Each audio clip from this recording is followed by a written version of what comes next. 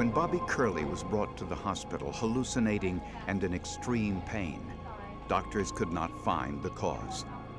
At first, they diagnosed a neurological problem, but his condition deteriorated.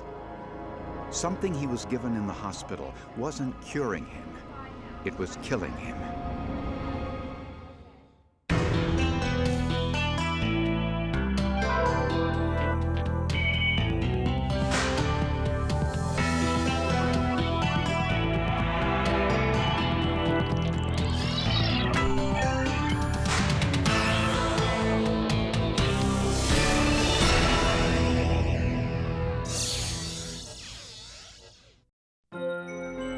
32-year-old Bobby Curley was a young man with a ready smile, many good friends, and a loving family. My brother Bobby, he was a fun-loving guy. He really was. He cared for his family very much, myself and his mom and my other brother Dave. He was just an all-around great guy. Bobby was a perfect brother, a great brother. We fished together a lot. We'd go to Canada twice a year fishing, and we'd have a ball up there. In August of 1990, Bobby married Joanne Chopak, a young widow with a 4-year-old daughter. Bobby and Joanne had been dating for about a year following the death of Joanne's first husband in an automobile accident. I gave them my blessings. I said it was time for him to get married and have a life of his own. They had a beautiful wedding. Bob really wanted to meet a nice girl and start a family and just enjoy life. And he said he really loved her, and I was very happy for Bob. The couple moved into Joanne's home on a quiet street in Wilkes-Barre, Pennsylvania. Bobby worked for the Morgan Corporation as an electrician, and in May of 1991, he and his crew started work on a major renovation project in a local chemistry lab. We'd go in, and supposedly we were told that everything would be cleared out of the labs, there would be nothing in there. Well, we'd go in a lab and there'd be bottles of chemicals here, or stuff over there spilled and that, and it was kind of, I thought hazardous. 3 months into the project, Bobby became ill. His brother noticed something was wrong when they met at a local bar one day after work.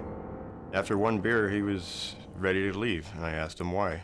And he said he just didn't feel right. His feet were burning for some reason, and his feet hurt, and he had a hard time walking.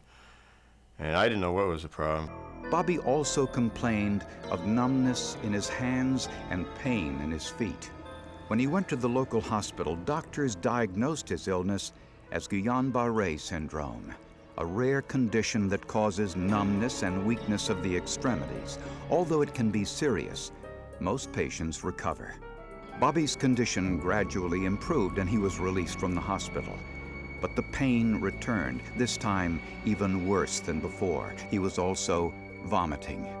He couldn't even stand up, and he had to go to the bathroom. And I remember my sister and I had to literally carry him to the bathroom. Once we got him into the bathroom, he looked at me and he said, "Sue, please call the ambulance." He knew he was that sick. This time, Curley was taken to a regional medical center about 100 miles away. When he got there, he was hallucinating and had to be restrained. I thought maybe at one point that he would get better, but he never did. He got worse and worse. He couldn't sit, he couldn't lay, he couldn't do, everything was bothering him. Although Curley's blood tests were all normal, Dr. Donovan had a hunch, and if he was correct, Bobby Curley was dying. When Bobby Curley was examined by doctors in the regional medical center, his blood tests were all normal. But his doctors noticed something that had previously been overlooked. Bobby Curley was losing his hair. He had had weakness and numbness in the extremities, and he particularly had had burning and pain on the soles of his feet, which is a classical description of arsenic and thallium poisoning. That, coupled with the hair loss, almost makes the diagnosis. A special urine test confirmed Dr. Donovan's suspicion. Curley was suffering from thallium poisoning. Thallium is a rare and highly toxic poison which doesn't show up in routine lab tests. Before it was banned in the United States in the early 70s, thallium was commonly used in rat poison. It can take months to build up in the body before causing symptoms. Unfortunately, there is no known antidote for thallium poisoning. Well, my first thought was, could I save this patient? Unfortunately, by the time I was involved in this case and the diagnosis was being established, there was very little that can be done. And I remember him pointing to all his diplomas and everything else, his certificates on his walls, and saying, all of these can't do anything for your brother. He said, there is just nothing that we can do. Your brother is going to die. On September 26th, Bobby Curley lapsed into a coma. When there were no longer any signs of brain activity, he was taken off life support. We said our goodbyes to Bobby, and we went, and I couldn't see Bobby going. I couldn't. Oh, it wasn't easy. I talked to him. Who knows, maybe he did hear. We don't know. But it wasn't good. It wasn't fun. The autopsy confirmed that Curley died of complications caused by thallium poisoning, most likely one large dose. Hospital officials notified the Occupational Safety and Health Administration to see if Curley could have ingested the thallium while working at the chemistry lab. One of Curley's co-workers believed the work site was unsafe. In one lab, I found a wiping rag that had a note put on it, thallium wiping rag, touch me and die. And I remember this was after Bobby was already sick. And I remember going to tell the other, Joey and the other guys, hey, don't go in that room and work. You know, there's thallium, it's heavy metal, it's poison. I don't think we should bother be going in there. Thallium can be ingested, it can be absorbed through the skin, or it can be inhaled. So any one of those routes could give you a poisoning type exposure. To find out if thallium could have been accidentally ingested by workers in the lab, air samples were collected, counter and shelf surfaces were swabbed, and dust and dirt samples were all taken for analysis. Joanne Curley told investigators that her husband had brought home some cabinets from the laboratory which were going to be discarded. The cabinets were also tested for thallium. The results of all of these tests were negative, and none of the other electricians who worked with Bobby Curley at the chemistry lab had thallium in their systems. Joanne Curley requested a thallium test for herself. Both Joanne and her 4-year-old daughter Angela tested positive for thallium. It was not enough to either cause symptoms or even to need treatment, but it did indicate that there had been abnormal exposure to thallium for both of them. Investigators found traces of thallium in Curley's home. They found it in 2 thermoses Bobby took with him to work every day, thermoses that usually held iced tea. I did not know who placed the thallium in the iced tea containers. I could not confirm that, but I think that somebody certainly did, and that caused his death, and homicide is one person causing the death of another. Police turned their attention to Bobby Curley's co-workers and the possibility of a practical joke gone bad. When traces of thallium were found in a thermos Bobby Curley took to work, police questioned his co-workers. They'd ask me how well he got along with the other guys on a job. Was there any bad blood? Did he have any arguments? Stuff like that.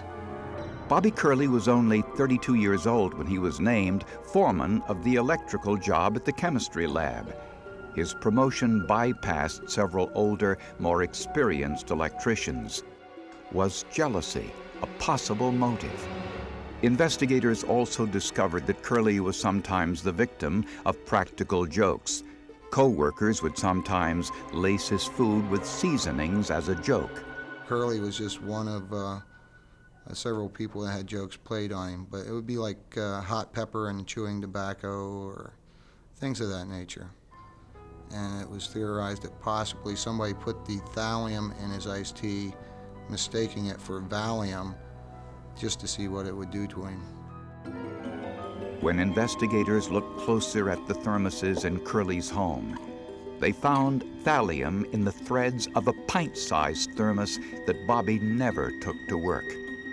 Joanne Curley offered an explanation. She recalled that once after her husband came home from work, she poured some leftover iced tea from his work thermos into the smaller pint-sized one so it wouldn't go to waste.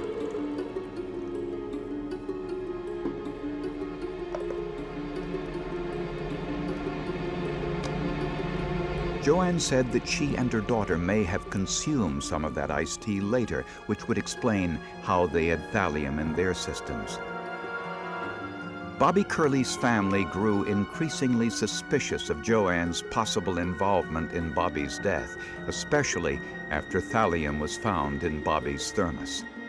Curley's family asked authorities if there was any way to prove whether Joanne was involved. To find out, the district attorney had Curley's body exhumed for a second autopsy.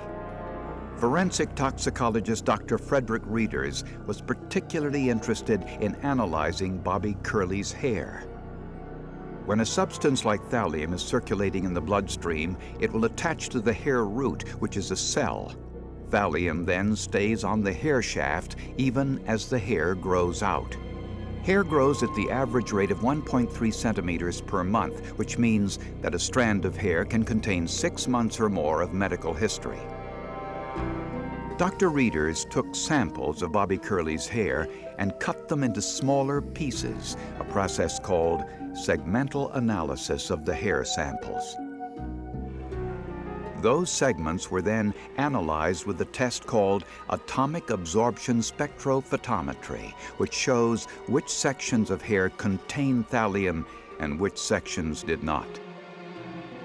The results were plotted on a calendar and indicated that Bobby Curley was exposed to thallium long before he started work in the chemistry lab. Curley received a dose of thallium, not a very large one, essentially 2 months after they got married, about a year before he died. Forensic tests would soon provide police with even more shocking evidence, evidence that pointed in only one direction. Segmental hair analysis indicated Bobby Curley had been systematically poisoned with thallium for almost a year, long before he started work in the chemistry lab. And the tests also indicated Bobby had ingested a massive dose of thallium as he lay dying in the hospital. This horrifying scenario was confirmed when Dr. Reeders discovered a large concentration of thallium in Bobby Curley's intestines. He got a very large dose not too long before he died.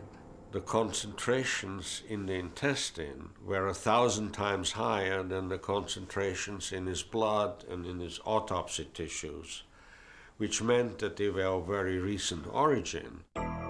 Using the timeline of ingestion, investigators eliminated individuals who had no contact with Bobby Curley during the times he had been poisoned. This was an investigation of exclusion, eliminating people that could not have done it until you got down to the one person left that had to have done it, which was Joanne. Police also learned that Joanne and Bobby were not always a happy couple. At first, I do think Bob was very happy, but then even a few months into the marriage, I wasn't quite sure. Bob made some different comments, maybe that he wished he never got married. Police discovered that shortly after the wedding, Bobby made Joanne the sole beneficiary of his life insurance policies worth nearly $300,000. Forensic tests showed that the poisonings began approximately 2 months after Bobby and Joanne married. That was a shocker. I couldn't believe that. It's like she planned it right from day one. When the papers were signed making her beneficiary of everything, that's when she started. Family members recalled Joanne's disturbing behavior the moment Bobby was taken off life support. Remember, none of us could go into the room and stay there and watch this happen. But Joanne could. She wanted to stay in the room and see Bob die. On December 12, 1996, Joanne Curley was arrested and charged with first-degree murder. Facing overwhelming forensic evidence and the possibility of the death penalty, she pled guilty to a lesser charge of third-degree murder. At her sentencing, Joanne publicly admitted what forensic testing had already confirmed, that she had systematically poisoned her husband with thallium. Today, Joanne Curley is a confessed killer. Today, Joanne Curley surrendered. In open court and under oath, Joanne Curley admitted that she personally poisoned her husband over a lengthy period. She openly admitted to how it was done, when it was done, and to the type of poison used. She placed the thallium in her husband's iced tea about a dozen times. Her confession matched almost perfectly Dr. Reeder's timeline. And that her confession paralleled it. Frankly, I was amazed. I wasn't proud or delighted. I mean, it was good, but I was amazed. Joanne's confession told a horrific tale of murder motivated by greed. Her answer when asked point blank why she did this was for the money. I killed him for the money.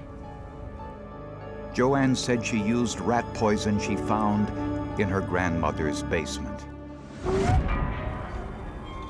At first, she used only a small amount in her husband's iced tea, but later increased the amount when she feared it wasn't working.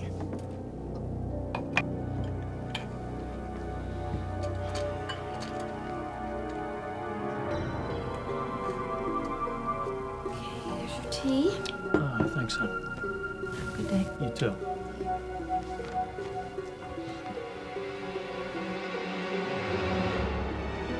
In the hospital, Joanne finished what she started.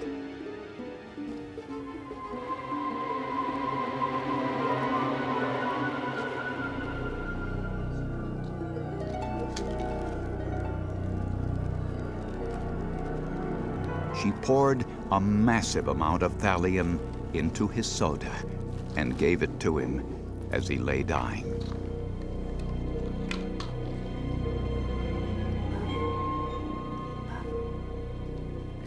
Something cold to drink.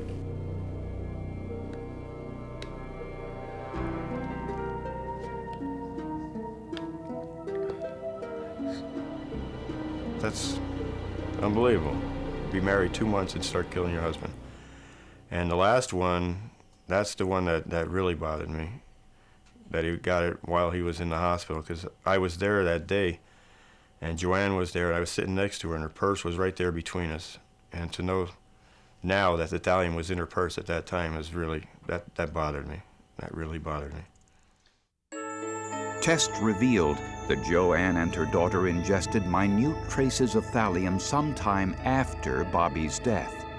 Joanne may have ingested the thallium intentionally and given a small amount to her daughter in order to divert police suspicion. Joanne Curley denies this and says she has no idea how she and her daughter ingested the trace amounts of thallium. Ironically, Joanne Curley was not aware that thallium was present in the chemistry lab where Bobby was working before his death. Her not knowing what the chemical was that she was poisoning him with, and then to have found it at the university where he last worked. You couldn't ask for a bigger coincidence when you were sitting there as Joanne Curley.